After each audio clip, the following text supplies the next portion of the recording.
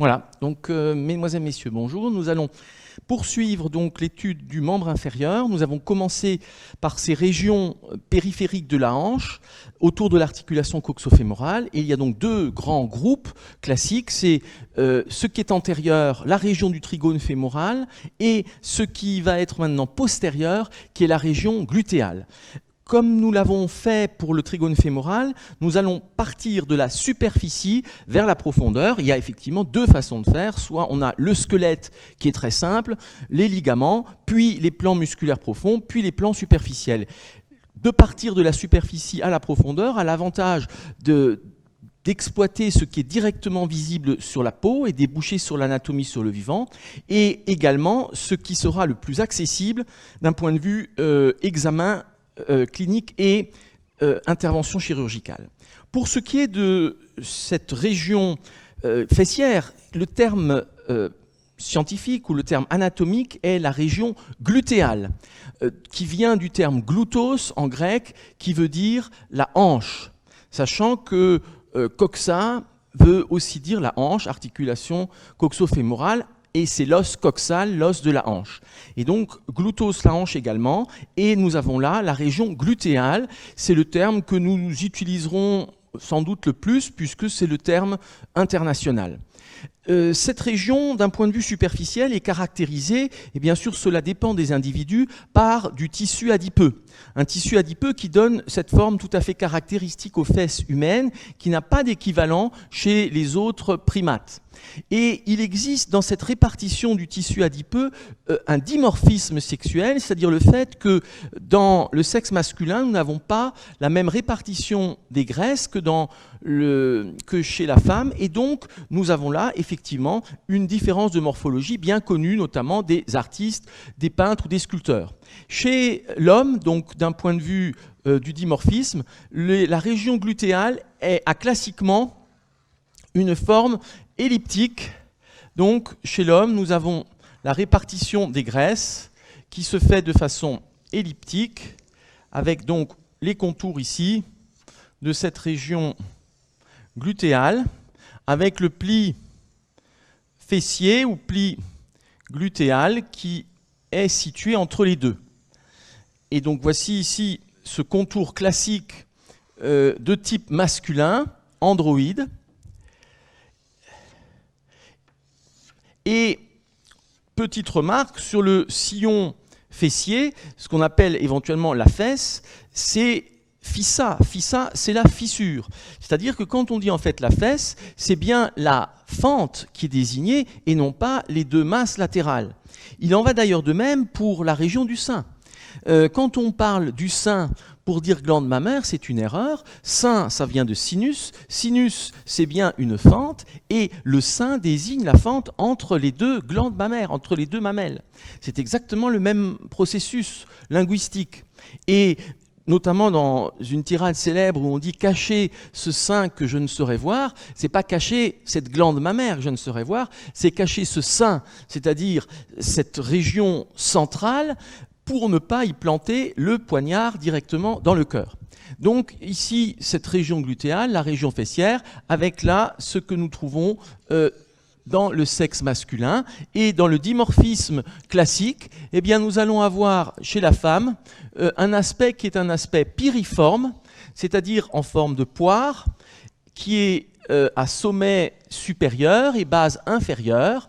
Ceci parce que nous avons une répartition des graisses qui est différente, qui est physiologique, liée notamment aux hormones bien sûr sexuelles différentes, et en particulier donc avec une graisse qui sera importante dans la région basse glutéale et dans la région trochantérienne.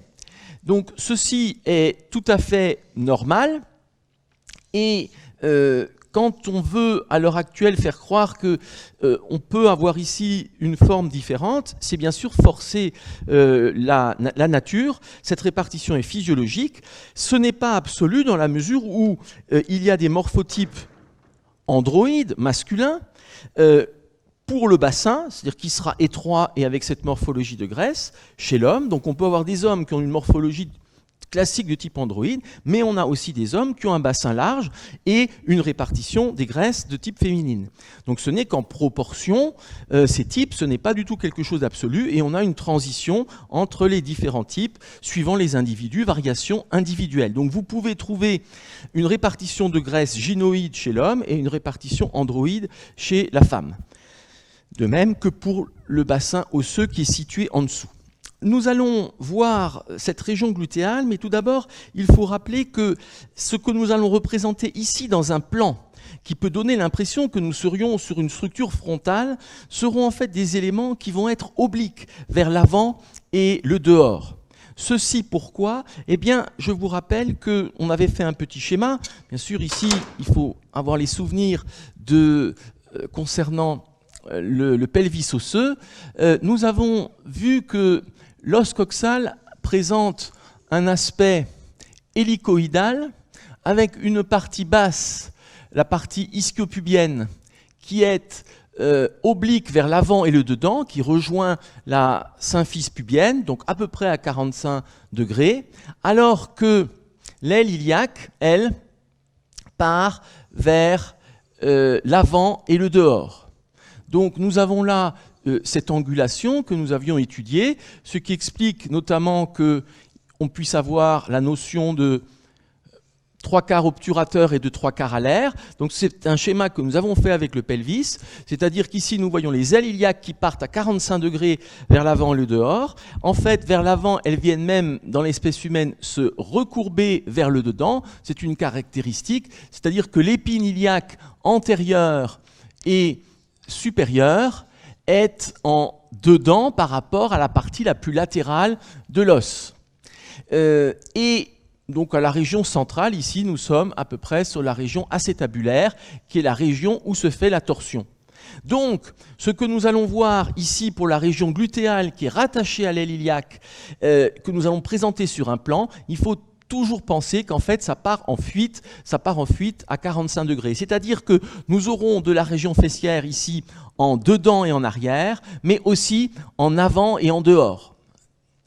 Nous pouvons également rappeler un tout petit peu d'ostéologie pour mieux peut-être voir la suite et rappeler, donc sur une vue latérale où l'hélice de l'os coxal semble dérouler, rappeler ici que nous aurions donc la région acétabulaire qui va centrer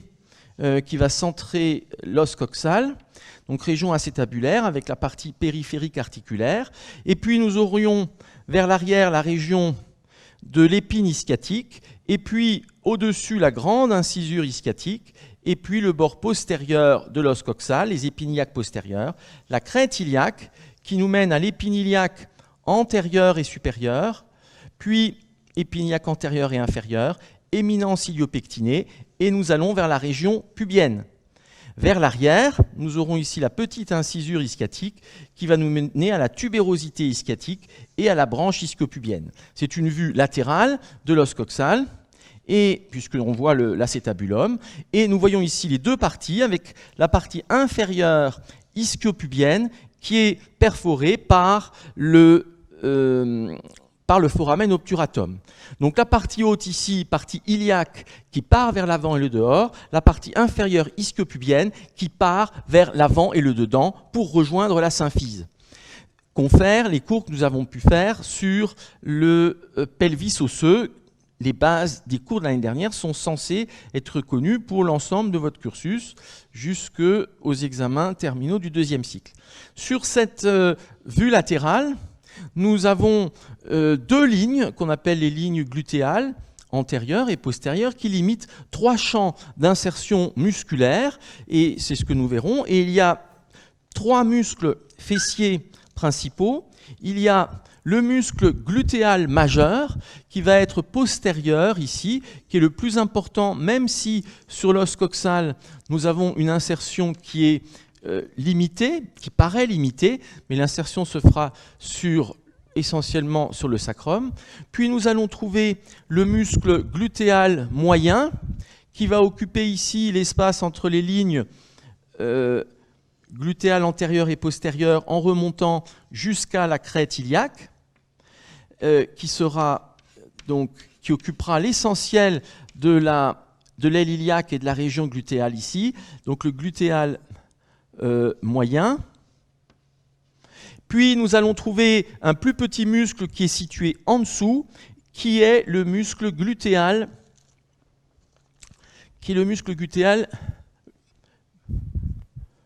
mineur ou muscle petit fessier, et qui est ici placé au-dessus de l'acétabulum et sous la ligne glutéale antérieure.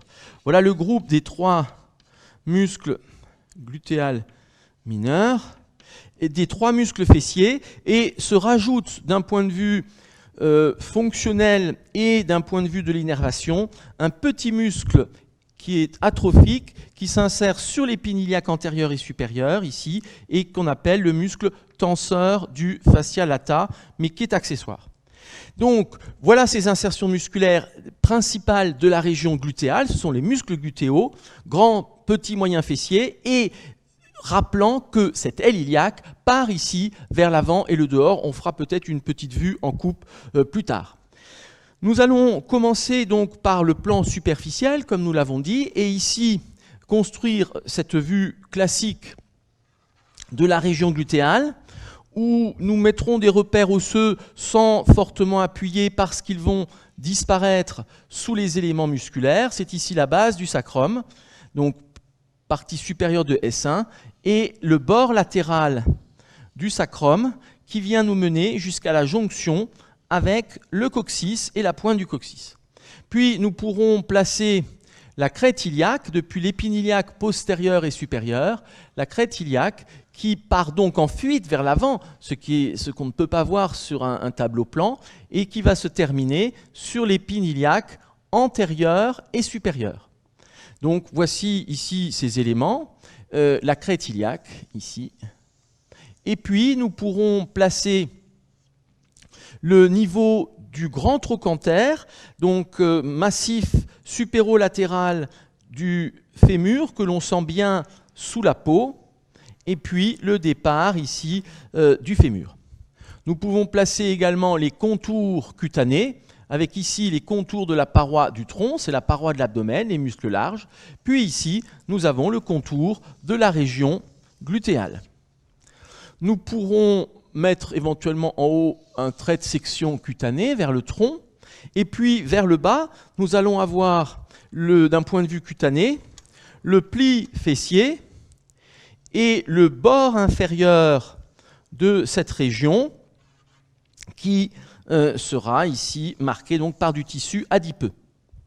Et puis on peut présenter ici le côté opposé. Voilà pour les repères cutanés et osseux. Et nous allons donc commencer par l'étude des muscles avec le muscle grand fessier ou muscle glutéal majeur.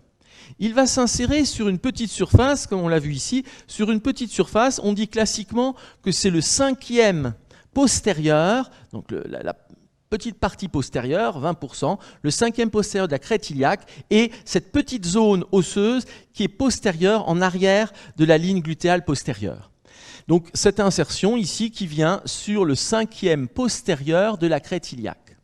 L'insertion va se poursuivre tout le long du bord latéral du sacrum et du coccyx.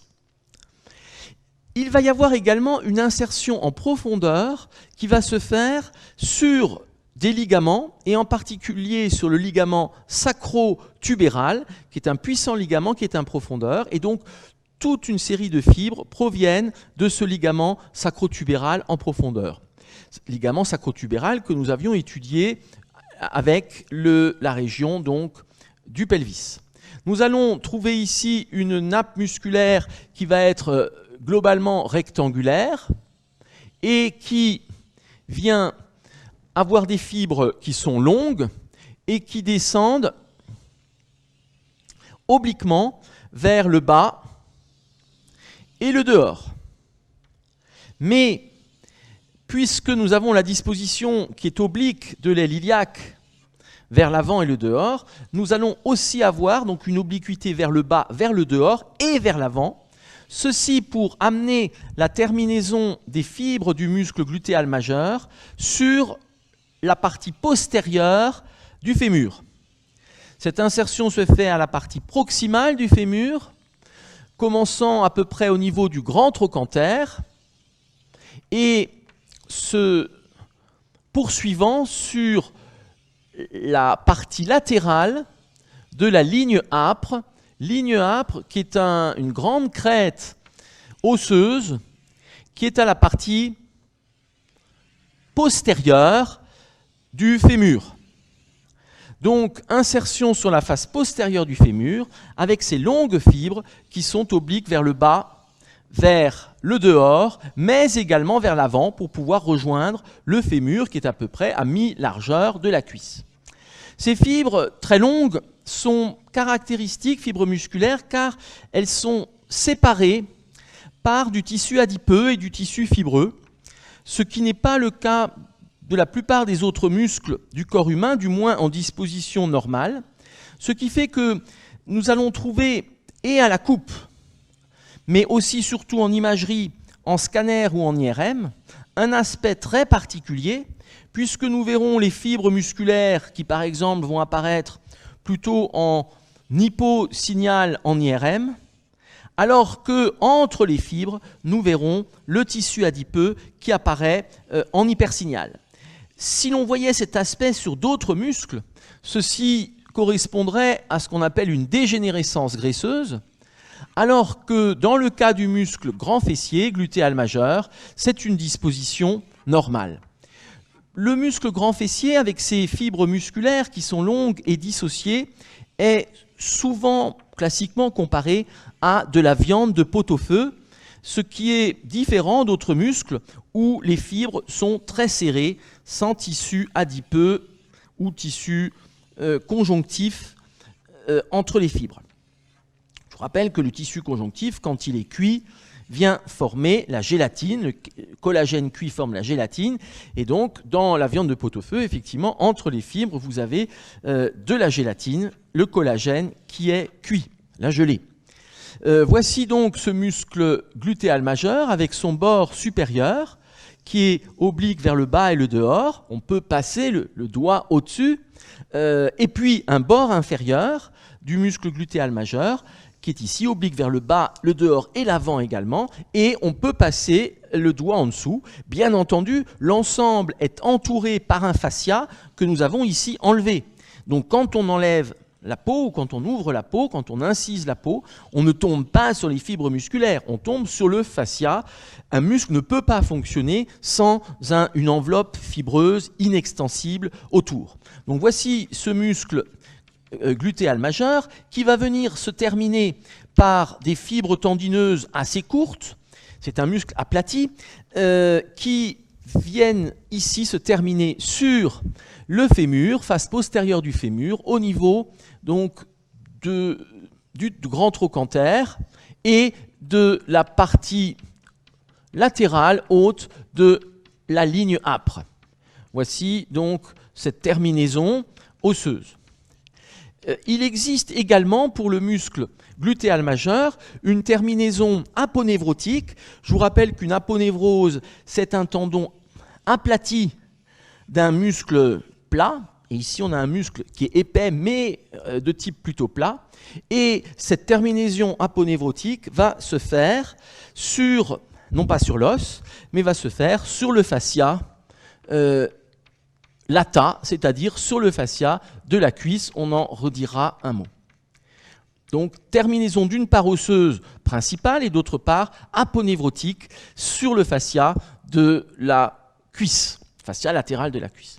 Voilà ce muscle glutéal majeur qui est plat mais épais et qui vient recouvrir l'ensemble de la région. C'est un muscle qui va être innervé par le nerf glutéal, par le nerf moteur du grand fessier. On redira un mot sur les nerfs tout à l'heure. Par le nerf moteur du grand fessier, qu'on appelle aussi le nerf glutéal inférieur. Mais il y a plusieurs interprétations, je vous le dirai. Donc, nerf glutéal inférieur ou nerf du grand fessier. Et au point de vue action, vous voyez que ce muscle est monoarticulaire. Il franchit l'articulation coxo-fémorale par l'arrière. Et donc, ce sera un muscle extenseur de la cuisse sur le tronc. lorsque l'on mobilise le membre inférieur. Donc, si je suis debout, je suis déjà en position d'hyperextension puisque mon corps est redressé sur mon membre inférieur, donc je ne pourrais pas faire beaucoup d'extension, je peux faire un petit peu d'extension, on va dire 10 degrés, avec le muscle grand fessier. C'est donc pas là qu'il travaille le mieux. Où est-ce qu'il va être très efficace? Eh bien, c'est quand on part d'une flexion de la cuisse pour faire de l'extension. Et ceci se passe quand on a un point fixe sur le membre inférieur. Et ici, quand je suis en position accroupie, eh bien, je suis bien en flexion. Et si je veux me relever, il va falloir faire de l'extension dans la coxo-fémorale. Et ça, c'est bien le muscle grand fessier, glutéal majeur, qui le permet. Donc le redressement à partir d'une position accroupie, c'est le muscle glutéal majeur. C'est cet exercice qui est utilisé par exemple en musculation, qu'on appelle le squat. Eh bien, donc vous êtes accroupi, vous avez ici votre barre et vous allez la lever. On va utiliser plusieurs muscles. Il faut faire de l'extension au niveau de la hanche. Ce sera le muscle grand fessier. Il faudra faire de l'extension au niveau du genou. Ce sera le muscle quadriceps. Donc les deux muscles principaux qui vont fonctionner, c'est le grand fessier et le muscle quadriceps pour se redresser avec la barre.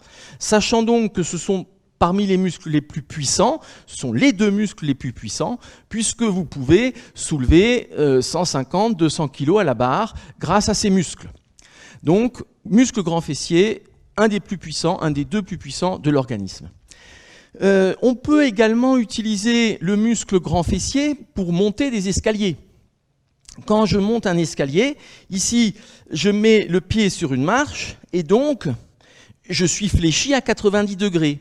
Quand je veux monter la marche, il faut que je fasse de l'extension au niveau de la coxo-fémorale par le grand fessier. Et donc, quand on a une paralysie du grand fessier, on va être gêné, on ne pourra pas faire correctement le passage de la position accroupie à la position debout, sans aide, et on aura une impossibilité, si on ne se tient pas à une rampe ou avec une canne, à monter des marches. Donc, c'est un muscle qui est important, et c'est un muscle qui est donc important dans la flexion-extension, c'est-à-dire dans le plan sagittal. Le muscle grand fessier correspond à l'équilibre dans le plan sagittal, c'est-à-dire en vue de profil.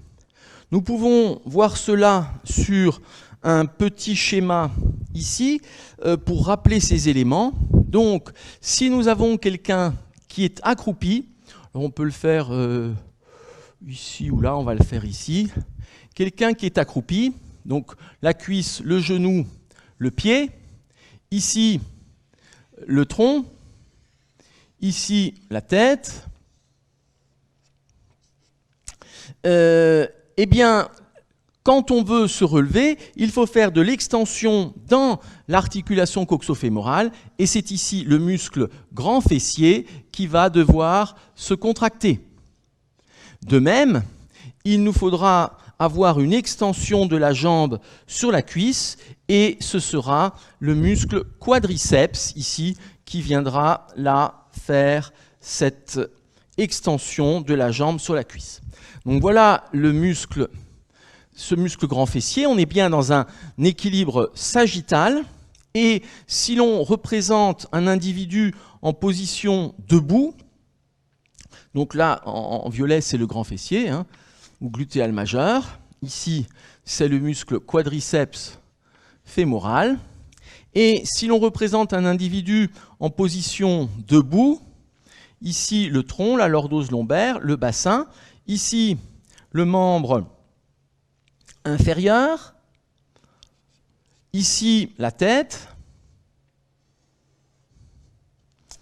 eh bien, nous avons ici ce muscle grand fessier qui est en arrière, mais l'équilibre des forces fait que, en pratique, quand on est en position debout au repos, contrairement à parfois ce qu'on lit, nous n'avons pas besoin du grand fessier. Au repos debout, vous pouvez constater qu'ils sont détendus.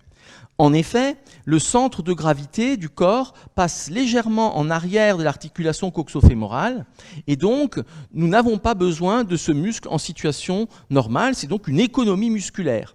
En revanche, dans cet équilibre sagittal, un muscle qui sera au contraire fondamental, contrairement à ce qu'on pourrait penser, eh bien, c'est le muscle psoas qui, lui, lorsqu'on est debout, va être tout le temps en fonction pour garder l'équilibre. Donc ici, on a le muscle iliopsoas, en bleu, qui est antérieur, et on a ici le muscle grand fessier, et ces deux muscles vont participer à l'équilibre dans un plan sagittal et ce redressement en extension.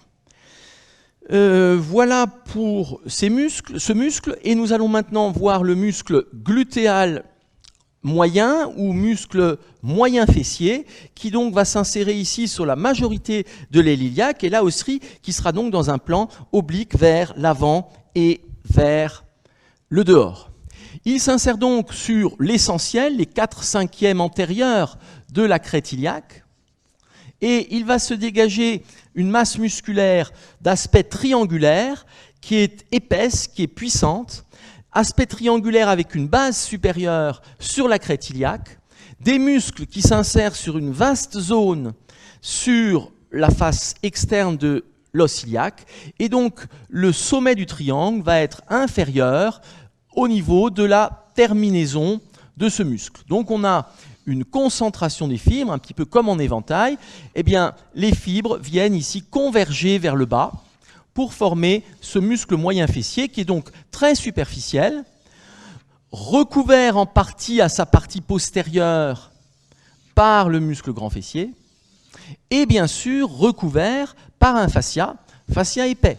Donc quand on ouvre la peau, ici on voit quelque chose de blanc et nacré, qui est le fascia glutéal, et non pas les fibres musculaires.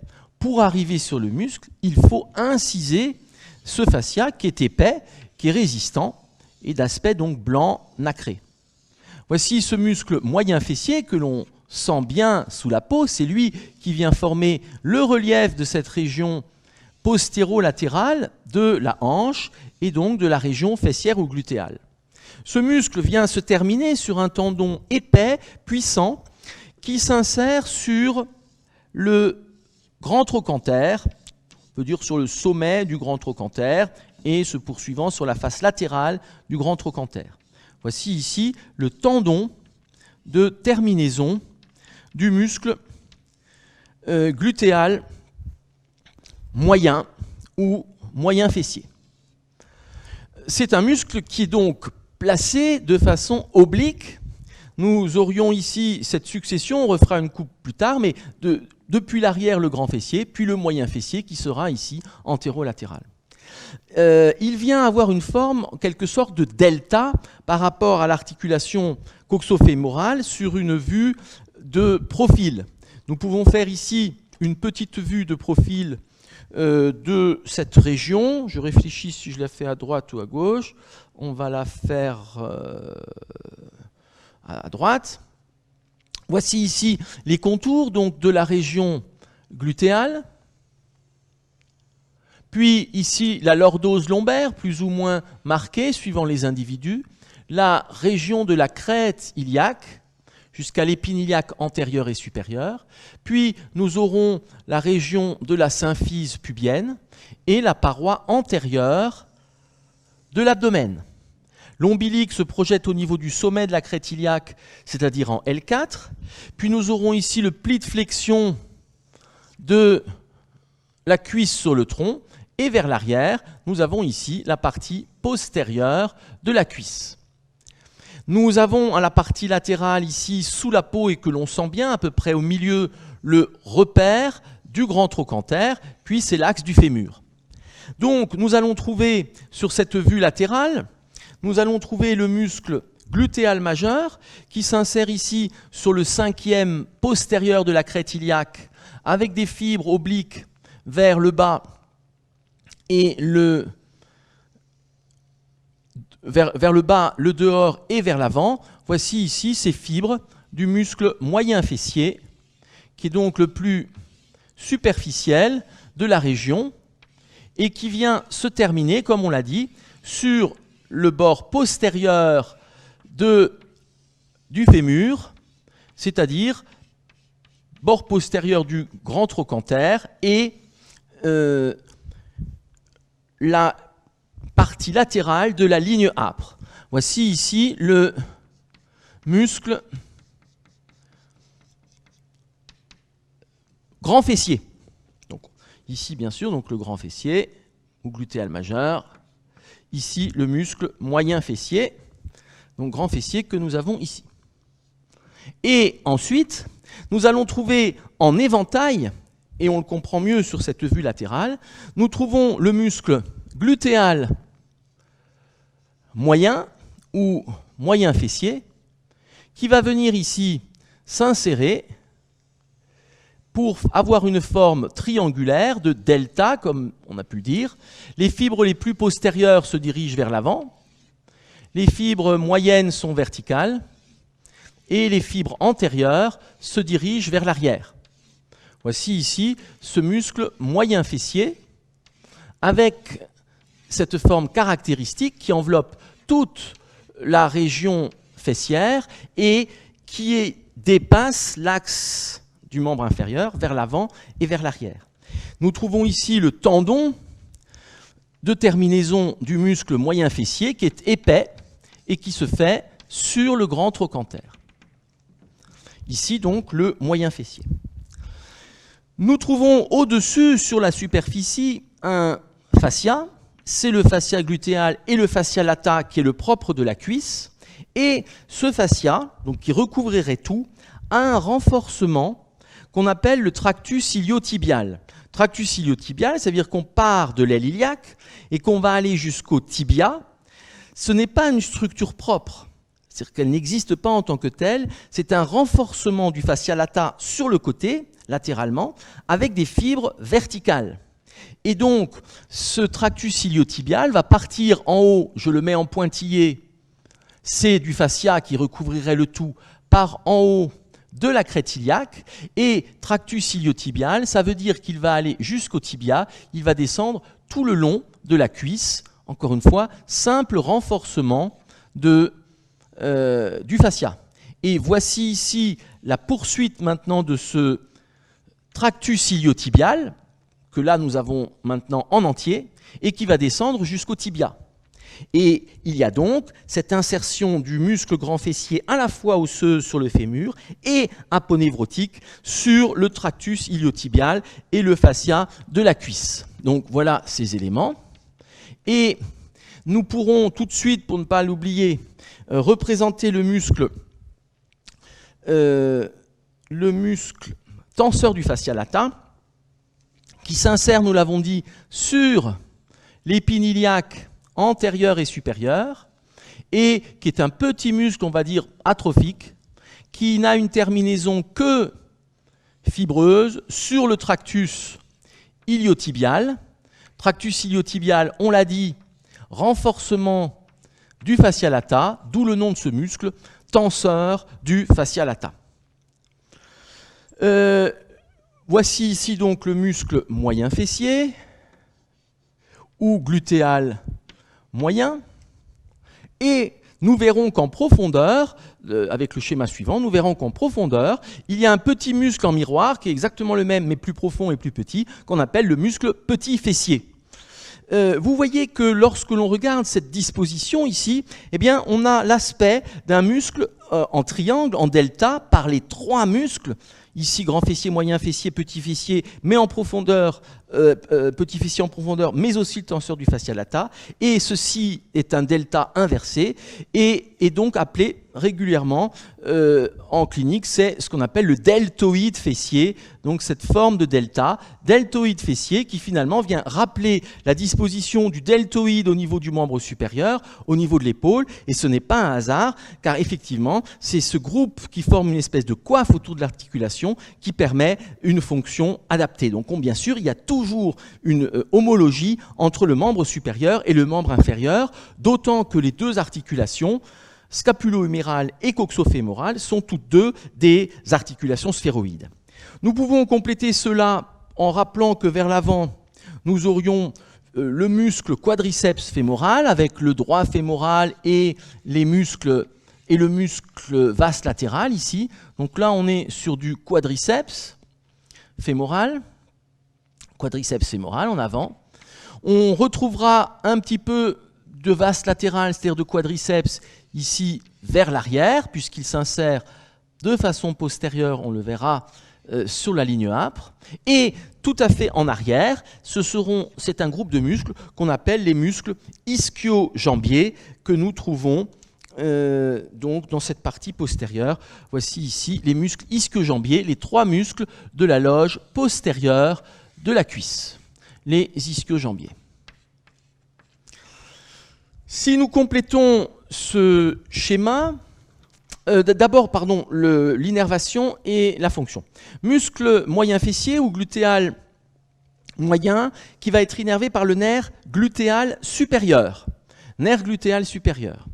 Et au point de vue action, nous voyons qu'il s'agit de nouveau d'un muscle monoarticulaire qui ne franchit que l'articulation de la hanche, que l'articulation coxo-fémorale.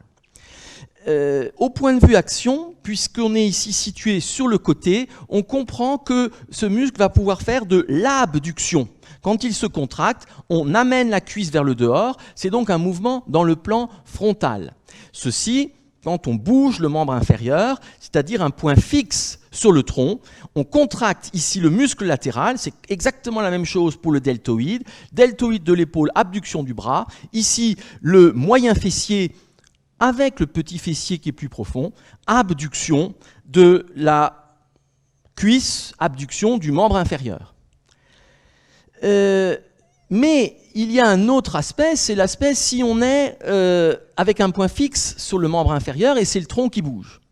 Eh bien, ceci va être fondamental dans l'équilibre frontal du corps et en particulier ce qu'on appelle l'appui monopodal. Voilà l'appui monopodal, je suis debout sur une jambe et mon centre de gravité est en dedans, il est au milieu du corps, donc il est vers le côté médial, et il faut donc que j'ai une force qui me rattrape pour rester droit. Eh bien, cette force, c'est le moyen fessier qui l'exerce, sinon je tomberais, et donc je contracte le moyen fessier, et ça me permet l'appui monopodal. C'est-à-dire que le moyen fessier est fondamental dans l'équilibre frontal. Ceci est donc tout à fait complémentaire du grand fessier qui lui était fondamental dans l'équilibre sagittal. Donc cet appui monopodal, il est important quand? Il est important dans la marche. Dans la marche, on a un système, on va dire en résonance, où l'on passe par une succession d'appuis monopodales.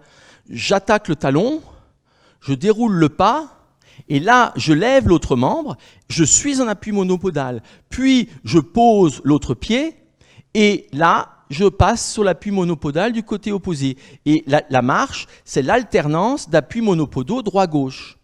Si vous avez une paralysie du muscle moyen fessier glutéal moyen, eh bien, dans la marche, vous serez bien entendu gêné, vous ne pourrez pas tenir en appui monopodal, ce qui fait que vous allez devoir tricher, soit ne pas lever le pied du sol, et c'est donc pas une marche facile, soit avoir une canne, soit vous tournez pour déplacer le sens de l'aile iliaque, vous vous tournez sur la hanche du côté opposé et vous arrivez finalement à amener le fait que le grand fessier devienne latéral et vous utilisez le grand fessier pour cet équilibre.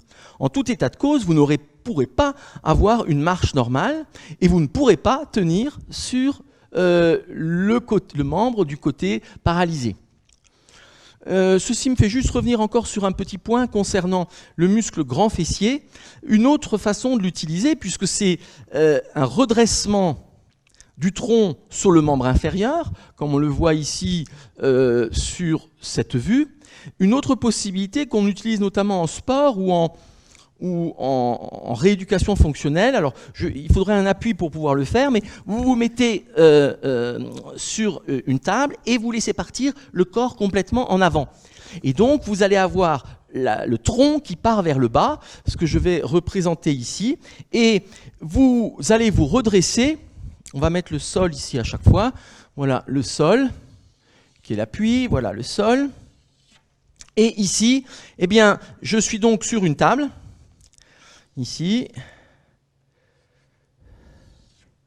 Et voilà les pieds. On va la faire encore un peu plus longue. Voilà les pieds.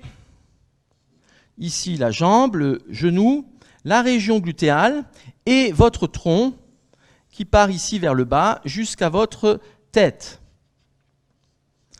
Et bien sûr, bon, pour que ça marche, il faut soit que quelqu'un vous tienne, soit un système de sangle ici, mais c'est quelque chose qu'on a classiquement dans les salles de sport ou de rééducation fonctionnelle. Et donc, pour redresser votre corps, et là vous faites donc travailler le muscle grand fessier, ce qui est donc utilisé et en musculation et en rééducation fonctionnelle, eh bien, c'est bien ici la contraction de ce muscle glutéal majeur qui est ici en arrière, muscle grand fessier. C'est cette contraction qui va permettre de relever le tronc ici pour être complètement horizontal. Donc c'est une manière de faire travailler le grand fessier qui est utilisée et en sport et en rééducation fonctionnelle. Pour revenir à cet appui monopodal et au muscle moyen fessier, il est intéressant de regarder cet équilibre frontal, et c'est un système qui a été dénommé la balance de Powells. Balance de Powells, je vais faire deux petits schémas. Donc là, nous sommes bien sûr sur des vues, sur des vues de profil, hein, profil, droit, pour toutes ces vues. Et maintenant, nous allons faire un petit schéma en vue de face. Sur cette vue de face, nous allons avoir ici la colonne vertébrale, puis nous allons avoir la répartition des forces vers les deux articulations coxo-fémorales, avec ici la tête fémorale, et puis nous aurons le col, sachant que le col a donc une certaine longueur, puis nous trouvons l'axe de la diaphyse fémorale. Donc là, c'est une vue de face, la colonne vertébrale, l'articulation coxo-fémorale et le col. L'appui se fait bien entendu au niveau ici, en appui monopodal, se fait sur le centre de la tête fémorale. La ligne de centre de gravité du corps va être ici sur la colonne vertébrale et sur l'axe médian. Voilà la ligne de centre de gravité. Quand on est en appui monopodal, qu'est-ce qu'on va avoir? Eh bien, l'appui est donc sur la tête. L'insertion du moyen fessier se fait ici sur le grand trochanter, qui est donc ici. Ça, c'est le moyen fessier. Et on a donc ici une distance entre le grand trochanter et la tête, et une distance entre la tête et le centre de gravité. Quand on est en appui monopodal, la ligne du centre de gravité se décale encore plus vers la gauche, si on est sur un appui monopodal droit, et on se trouve dans un système qui a été comparé à une balance. C'est de l'équilibre standard que l'on fait en physique, c'est le système des balances et des bras de levier. Et donc, qu'est-ce qui se passe? Eh bien, on a ici l'appui sur la tête fémorale. Je vais plutôt mettre un point bleu ici pour montrer que c'est articulaire. Voilà ici l'appui sur la tête fémorale. Donc là, on est sur la tête fémorale, c'est l'appui. Et on a une balance avec un type de fléau. Donc, on a ici le bras de levier qui correspond à la longueur du col, c'est-à-dire de la tête au grand trochanter. Donc, grand trochanter sur le côté. Et on a ensuite le bras de levier qui va aller jusqu'au centre de gravité du corps, qui est déplacé plus sur le dedans. Donc là, ça c'est la ligne de centre de gravité, plus sur le dedans, dans l'équilibre monopodal. Donc voilà les deux bras de levier, c'est la longueur du col et c'est ici la distance entre la tête et le centre de gravité. Le poids du corps qui vient s'exercer ici est donc, suivant le poids moyen que vous avez, est donc de, on va dire, allez, 70 kg. Et le bras de levier ici, entre la tête et le centre de gravité est 3 fois plus grand que la longueur du col. Donc on a ici 3 fois la longueur. Ça veut dire que pour compenser cette balance, vous avez ici 60, 10 et un bras de levier de 3. Ici, ça signifie que pour que la balance soit équilibrée, il faut que vous ayez 210 kg pour équilibrer la balance. C'est quelque chose qui est de la vraiment physique élémentaire de maternelle. Donc ici, nous allons devoir exercer 210 kg. Ça veut dire que ces 210 kg ici vont aussi, bien sûr, appuyer sur la tête. Ça veut dire qu'en appui monopodal, la tête fémorale porte 210 kg, ce qui est énorme. Le cartilage fonctionne bien, mais ça explique aussi que l'arthrose soit extrêmement fréquente au niveau, donc ici la tête fémorale, et donc on a ici l'action. Pour compenser ces 210 kg, c'est une action musculaire du muscle moyen fessier qui exerce donc en compensation une force de 210 kg. Le moyen fessier. Et ceci, donc en vue de face, c'est ce qu'on retrouve donc exactement ici. Vous avez donc les 210 kg qui viennent s'exercer, les 70 kg qui viennent s'exercer ici. Et ceci est appelé la balance de Powels, qui est un grand chirurgien suisse qui a énormément travaillé sur l'appareil locomoteur et en particulier sur l'équilibre au niveau de la hanche. Donc c'est la classique balance de Powels, P-A-U-W-E-L-S. Donc nous avons là un équilibre qui est bien sûr relativement complexe et tout ça va être harmonieux entre l'équilibre frontal et l'équilibre sagittal. Nous pouvons compléter cela par le muscle tenseur du fascia lata. Nous l'avons dit, c'est un petit muscle qui vient s'insérer sur l'épine iliaque antérieure et supérieure. On le voit ici vraiment juste en enfilade, on le met pour mémoire. On le voit mieux sur la vue ici latérale. Ce muscle tenseur du fascia lata, donc insertion punctiforme sur l'épine iliaque antérieure et supérieure, et vient avoir une terminaison uniquement sur le tractus iliotibial, c'est-à-dire une terminaison fibreuse. Ce muscle est innervé par le nerf glutéal supérieur et n'a pas d'action locomotrice. Certes, il s'insère sur le tractus iliotibial qui va jusqu'au tibia. Vous verrez dans certains livres que c'est un fléchisseur de la jambe, mais il est tellement petit et c'est une insertion purement fibreuse que c'est vraiment théorique. C'est un muscle qui en fait est transformé en capteur de tension, capteur de position, comme on le voit pour un certain nombre de muscles, donc qui renseigne sur la proprioception de cette région et la position des éléments. Nous pouvons poursuivre ceci avec la jonction que nous verrons pour des muscles de la cuisse dans un prochain cours.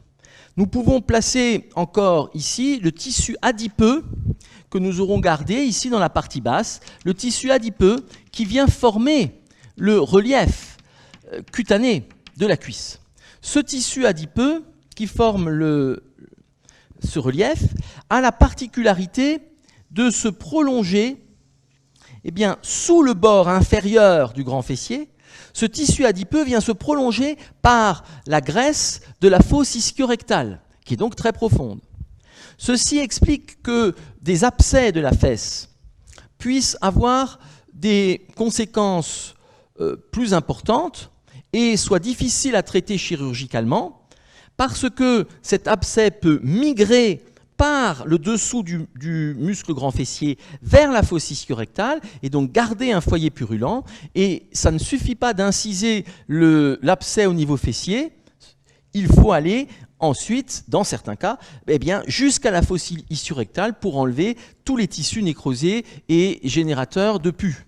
Donc c'est une particularité de cette gravité potentielle des abcès de la fesse qui peuvent aller migrer par le bord inférieur du grand fessier dans la fosse ischio-rectale, c'est-à-dire de façon extrêmement profonde, et ça devient une chirurgie tout à fait différente.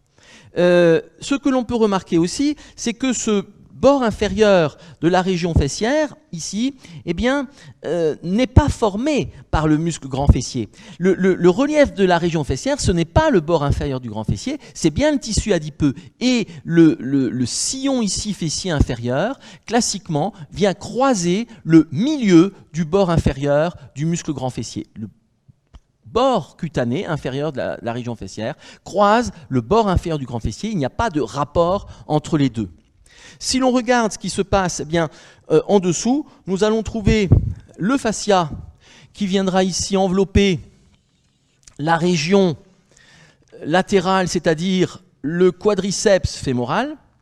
Puis, nous allons trouver vers le dessous, apparaissant, eh bien, le groupe des muscles postérieurs, dont l'origine est cachée par le grand fessier. C'est ce qu'on appelle les muscles ischio-jambiers. Donc voici l'origine de ces muscles ischio-jambiers qui se fait sur la tubérosité ischiatique cachée par le grand fessier. Donc muscles ischio-jambiers. Puis nous allons trouver vers le dedans, nous trouverons le muscle gracile qui appartient à la loge des adducteurs. Muscle gracile qui longe le bord médial de la cuisse, et entre les deux, gracile et ischio-jambier, nous trouvons le muscle grand adducteur. Et puis latéralement, ici, on est sur du quadriceps fémoral, c'est le vaste latéral.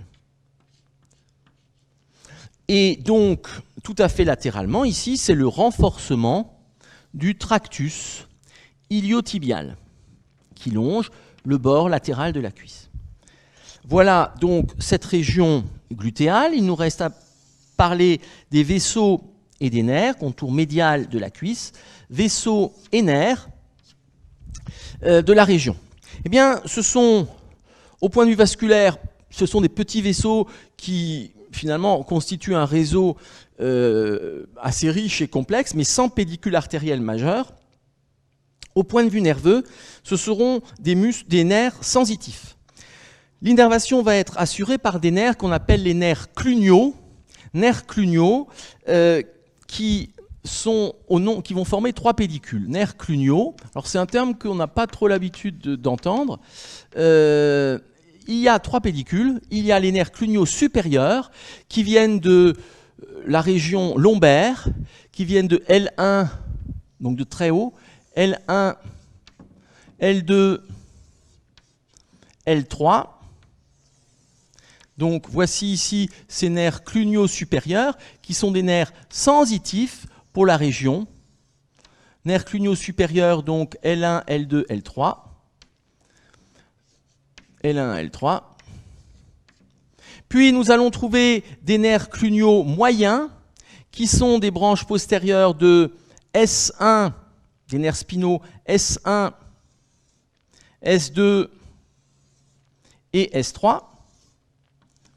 Donc ici, les nerfs cluniaux moyens qui viennent de S1, S2 et S3, branche postérieure des nerfs spinaux, S1, S3. Et puis, nous trouvons enfin des nerfs cluniaux inférieurs qui viennent de la partie basse du plexus lombosacral et qui viennent contourner le bord inférieur du muscle glutéal majeur, nerf cluniaux inférieur. Donc vous voyez une innervation qui est riche d'un point de vue sensitif avec des pédicules très différents.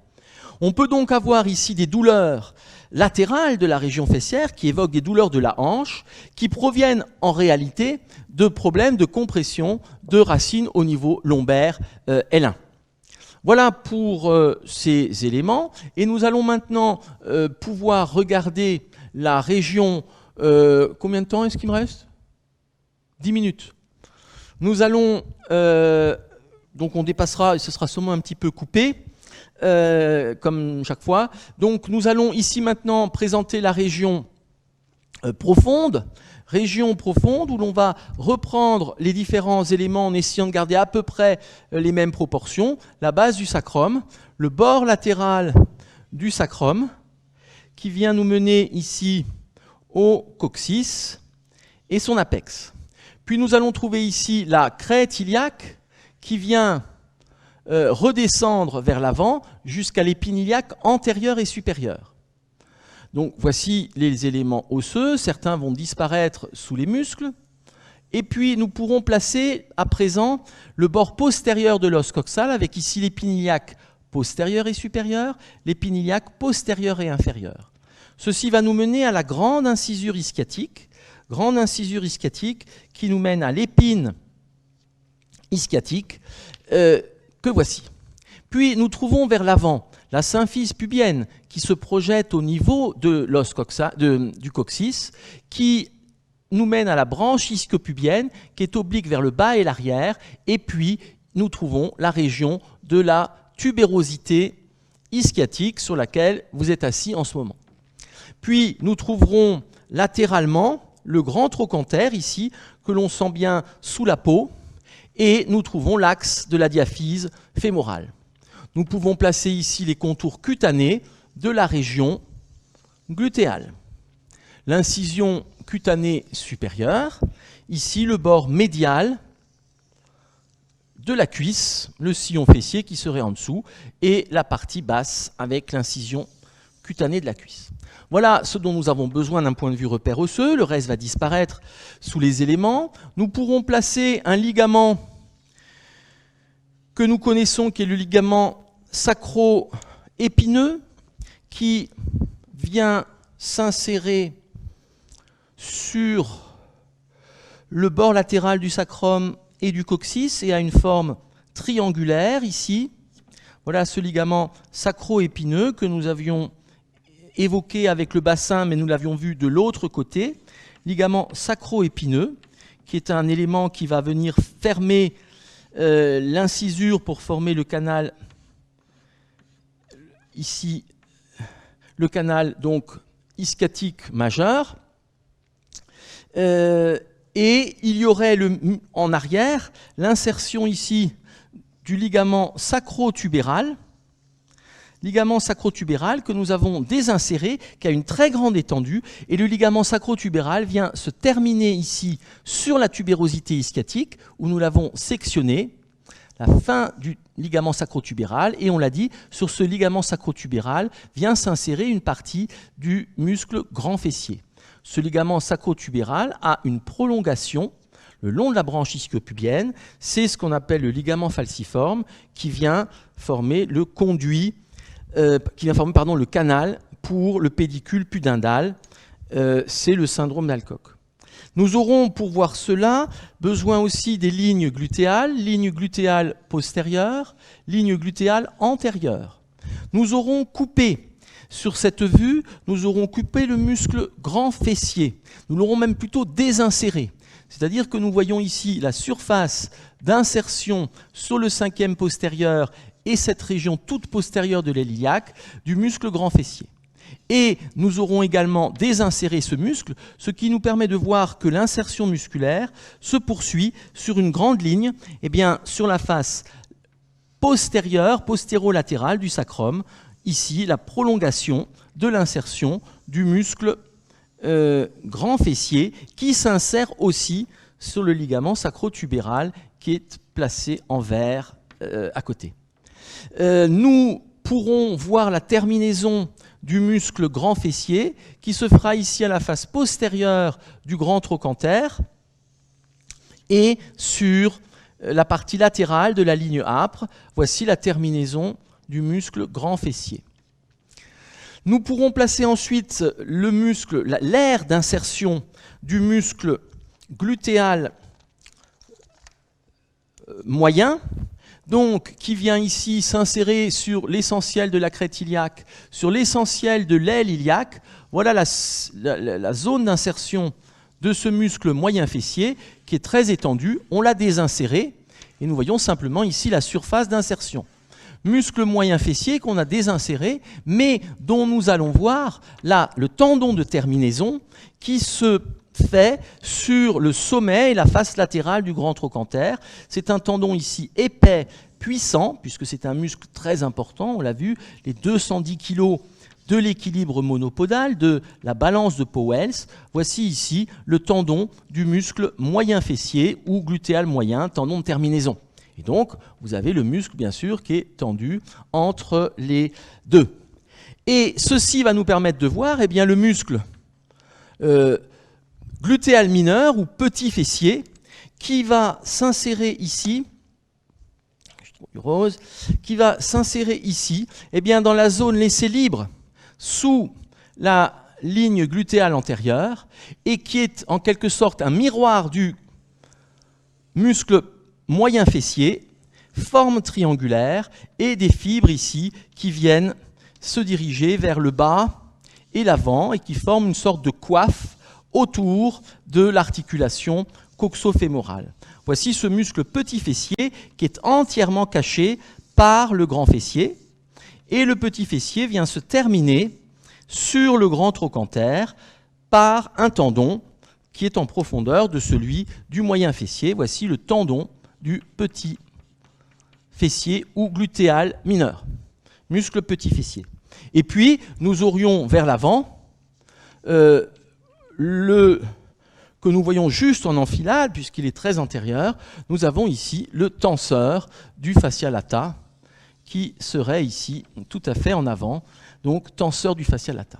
Ce muscle petit fessier est innervé par le nerf glutéal supérieur, dont on va reparler dans un instant, nerf muscle petit fessier, nerf glutéal supérieur. C'est-à-dire que ce nerf glutéal supérieur innerve moyen fessier, petit fessier et tenseur du fascia lata.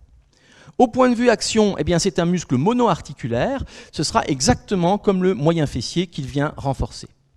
Nous allons maintenant trouver des muscles qui sont du groupe des muscles pelvitrochantériens. Pelvitrochantériens, ceci nous indique qu'ils naissent sur le pelvis et qu'ils se terminent sur le grand trochanter. Ils sont au nombre de 6. On les a déjà vus avec l'étude du pelvis, des parois du pelvis. Nous les voyons maintenant de l'autre côté par leur terminaison et donc du côté glutéal, du côté du membre inférieur. Eh bien, nous avons tout d'abord le muscle piriforme. Muscle piriforme, P-I-R-I-F-O-R-M-E, que je représente plus grêle qu'en réalité pour laisser des espaces de passage. En pratique, il n'y a pas de vide comme ça. C'est un muscle qui est plus, bien sûr, qui occupe quasiment tout l'espace. C'est artificiellement que nous laissons des espaces entre les muscles. Voici ce muscle piriforme que nous avions vu l'année dernière avec le pelvis s'insérer au pourtour du deuxième et troisième foramen sacro-antérieur. Donc, insertion à la face antérieure du sacrum, c'est-à-dire du côté de la cavité pelvienne, et le corps musculaire en forme de fuseau, on va dire de poire très allongée, puisque piriforme, P-I-R-I, signifie poire, pira, la poire, et non pas la pyramide. Donc c'est une espèce de poire très allongée, c'est plutôt, nous on dirait, un fuseau. Fuseau qui est donc oblique vers le bas, vers l'avant et vers le dehors, et qui vient se terminer par un tendon sur le grand trochanter. C'est donc bien un muscle pelvi-trochantérien. Voici le tendon de terminaison du muscle piriforme. Sur le grand trochanter, un des pelvis-trochantériens. Au point de vue innervation, nous l'avions vu, eh bien, ce sont des branches collatérales du plexus sacral. Au point de vue action, comme tous les pelvis-trochantériens, c'est un muscle qui va faire, dans ce cas présent, un petit peu d'abduction, mais surtout de la rotation latérale de la cuisse, rotation latérale de la cuisse ou de la hanche, muscle monoarticulaire. Nous allons trouver la suite des muscles pelvitrochantériens et en particulier, nous allons pouvoir placer le muscle obturateur interne. Donc, il est oblique, on le voit de façon particulière puisqu'il est oblique sur la partie ischio-pubienne. Et nous voyons ici ce corps musculaire du muscle obturateur interne que nous avions étudié, qui a une forme triangulaire et dont les fibres sont obliques, ce qui n'apparaît pas sur cette vue, il faut bien sûr en faire d'autres ou des coupes, dont les fibres sont obliques vers l'arrière et le dehors, également légèrement obliques vers le haut. C'est donc un muscle qui s'insère au pourtour du foramen obturatum, comme on l'avait vu, et qui forme la paroi latérale du pelvis, de la cavité pelvienne. Les fibres viennent converger vers le niveau de la petite incisure ischiatique. Petite incisure ischiatique placée entre l'épine sciatique et la tubérosité ischiatique. Et là, le corps musculaire donne naissance à son tendon, qui est un tendon fin et long, qui forme un coude à 90 degrés. Ici, les fibres viennent vers vous, comme la branche ischio-pubienne. On est oblique vers l'arrière et le dehors. Et là, il y a un coude à 90 degrés, on frotte contre l'os, contre la petite incisure ischiatique, il y a une bourse synoviale, et on voit le tendon qui vient maintenant se diriger vers l'avant, donc un coude à 90 degrés, le tendon de l'obturateur interne, qui vient se terminer sur le grand trochanter. C'est donc bien un pelvis trochantérien. C'est donc très particulier ce long tendon. Là aussi, d'un point de vue moteur, on aura de la rotation latérale, mais c'est aussi un muscle qui sert de capteur aux positions. Muscle ici, obturateur interne. Ce muscle obturateur interne, qui a cette jonction musculo-tendineuse ici avec une bourse séreuse de glissement contre l'os de la région de la petite incisure ischiatique, est accompagné par deux petits muscles atrophiques qui sont les muscles jumeaux. Muscles jumeaux supérieurs qui s'insèrent à proximité de l'épine ischiatique. C'est un tout petit corps musculaire très grêle qui vient longer le bord supérieur du tendon de l'obturateur interne. On pourrait quasiment considérer que c'est une portion de l'obturateur interne. Mais pourquoi est-ce qu'on le distingue? C'est parce qu'il y a un pédicule nerveux particulier, un nerf particulier, c'est ici le jumeau supérieur. Puis, accompagnant le bord inférieur du tendon, naissant donc à proximité de la tubérosité ischiatique, nous avons le jumeau inférieur qui longe le tendon de l'obturateur interne. Ce sont donc des muscles extrêmement grêles, qui sont des muscles pelvi-trochantériens, jumeaux supérieurs, jumeaux inférieurs, et qui vont faire de la rotation latérale. Ils sont très grêles, vous imaginez bien qu'ils n'auront pas une très grande importance fonctionnelle. Le muscle suivant que nous allons voir sur cette vue sera le muscle carré fémoral. En fait, il est plutôt rectangulaire que carré et il est caractérisé par des fibres qui sont des fibres horizontales, transversales. Ce muscle vient partir de la partie latérale de la tubérosité ischiatique et les fibres se dirigent transversalement vers le dehors, ce qui est tout à fait caractéristique et assez unique au niveau du membre inférieur. Voici ici ce muscle carré fémoral qui est tendu entre la tubérosité ischiatique et la région de la ligne âpre à la face postérieure du fémur. Voici donc le carré fémoral. Nous avons là 5 muscles pelvitrochantériens. Piriforme, obturateur interne, jumeau supérieur, jumeau inférieur, carré fémoral. Il y en a 6. Le 6e est en profondeur. De l'autre côté, c'est le muscle obturateur externe qui est de l'autre côté du foramen obturé que l'on a vu avec le pelvis. Donc, obturateur externe qui serait le suivant. Innervation ici aussi par des branches, donc tous par des branches collatérales du plexus sacral, tous passent en arrière de l'articulation coxofémorale et sont donc des muscles rotateurs latéraux. Quand on fait des interventions sur la hanche, c'est une des voies d'abord, par exemple pour poser une prothèse, une des voies d'abord est la voie d'abord postérieure, qu'on utilise surtout chez les personnes âgées parce que c'est une voie extrêmement rapide. On ouvre le biceps, on va ici couper les muscles pelviques trochantériens et vous tombez sur la capsule postérieure coxofémorale, directement sous ces tendons. Et pour montrer qu'ils n'ont pas une importance fondamentale, pour gagner du temps, eh bien, dans certaines écoles, on ne resuture pas ces muscles pelvitrochantériens parce qu'ils sont très grêles. En revanche, bien sûr, on va resuturer de façon solide le muscle grand fessier et le fascia. Mais donc, ça veut dire qu'ils ont vraiment une importance qui est très faible au point de vue force et locomoteur. Et maintenant, pour terminer, nous allons voir les pédicules vasculo-nerveux. Eh bien, nous allons voir, et ça rejoint ce que nous avions fait avec le pelvis, mais de l'autre côté, nous allons voir un premier pédicule qui va passer par le canal suprapériforme.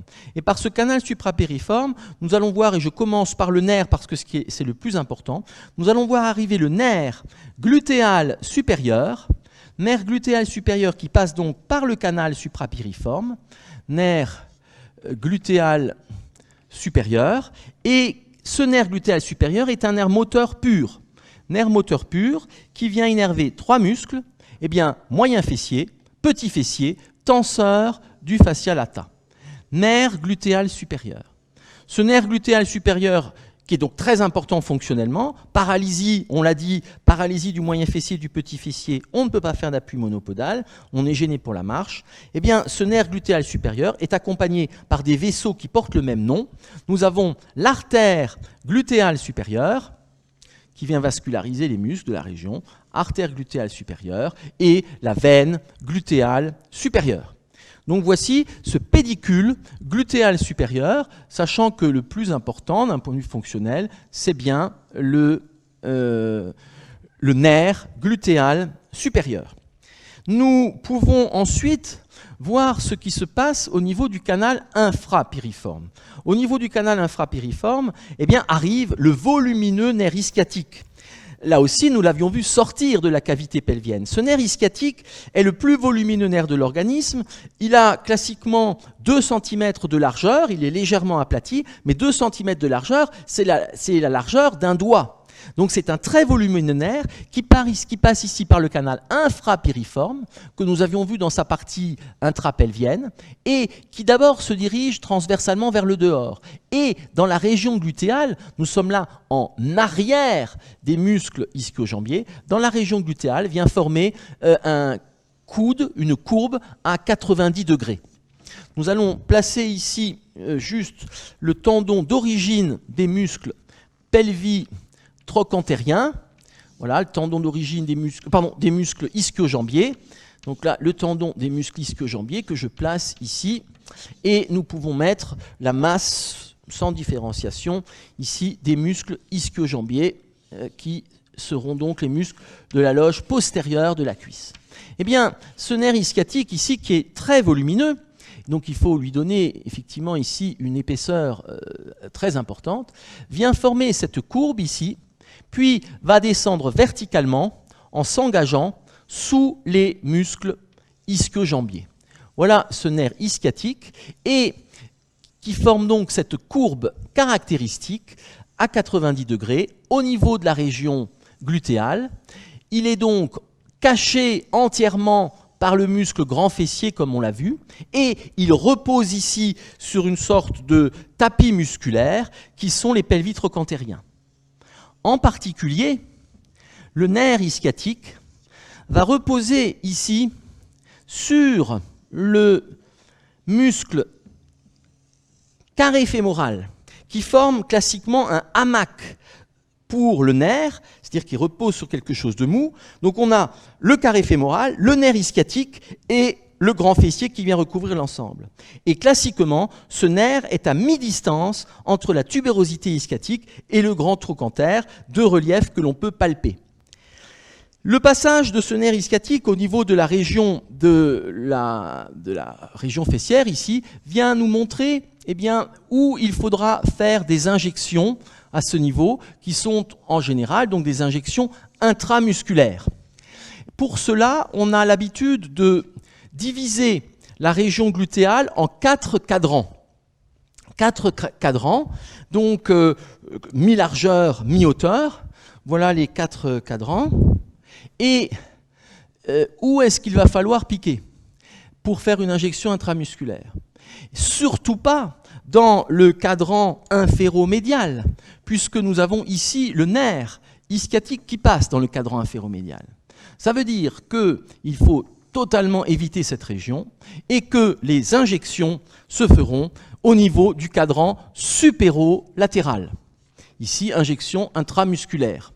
Et ce cadran supérolatéral, ça signifie que nous allons piquer ici dans en gros, le grand fessier, dans le moyen fessier et le petit fessier. Voilà la région supérolatérale qui peut être assez antérieure, hein, comme on le voit ici. Voilà cette région où il faut piquer, surtout pas inféromédial. Donc les injections intramusculaires, et donc ici on pourrait mettre une forme de sens interdit pour dire qu'il ne faut pas ici piquer. Donc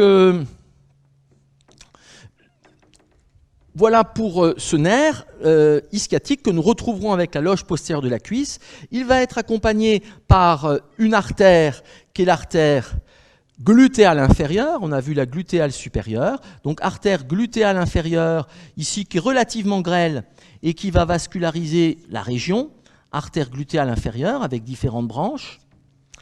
Artère glutéale inférieure qui est donc grêle. Et nous allons trouver bien sûr une veine glutéale inférieure qui forme souvent un plexus, et nous allons trouver deux autres petits nerfs. Ces deux autres petits nerfs sont le nerf glutéal inférieur. Ce nerf glutéal inférieur qui passe par la région va ici venir, nerf glutéal inférieur, innerver par la face profonde le muscle grand fessier. Donc ici, nerf glutéal inférieur, qu'on appelle aussi le nerf du grand fessier, qui est un nerf moteur.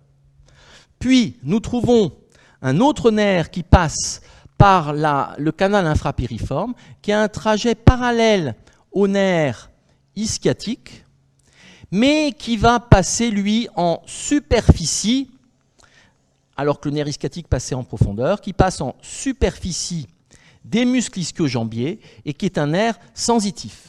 Ce nerf est appelé le nerf cutané fémoral postérieur. Nerf cutané fémoral postérieur, on dit aussi le nerf cutané postérieur de la cuisse. Nous le retrouverons, c'est un nerf sensitif pur qui donc traverse le fascia pour la peau de la région postérieure de la cuisse, comme son nom l'indique. Voilà le nerf cutané postérieur de la cuisse. En fait, il existe des variations et vous verrez, suivant les livres, qu'il y a plusieurs interprétations. Il y a des gens qui disent que le nerf glutéal inférieur correspond à la réunion du nerf cutané postérieur de la cuisse, nerf cutané fémoral postérieur, qui est un nerf sensitif et qui est ici réuni au nerf glutéal inférieur, qui est un nerf moteur, et que ceci vient former ce qu'on appelle le nerf glutéal inférieur. Moi, j'ai pris une autre description. J'ai donc considéré que était séparé dès l'origine le nerf glutéal inférieur, qui est séparé, donc ça c'est le nerf glutéal inférieur, nerf moteur du grand fessier, qui est séparé du nerf cutané fémoral postérieur. En fait, les deux sont vrais, c'est-à-dire que ce n'est pas des choses qui sont fausses dans des livres, c'est-à-dire que chez environ 50% des gens, c'est un nerf mixte qui va donner deux branches, une pour le grand fessier et une cutanée, donc une motrice en jaune, une sensitive en bleu. Et dans 50% des cas, vous avez deux nerfs séparés, un nerf moteur pur, le glutéal inférieur, un nerf sensitif pur, le nerf cutané fémoral postérieur. Voilà donc pour ces éléments et je vous remercie pour votre attention.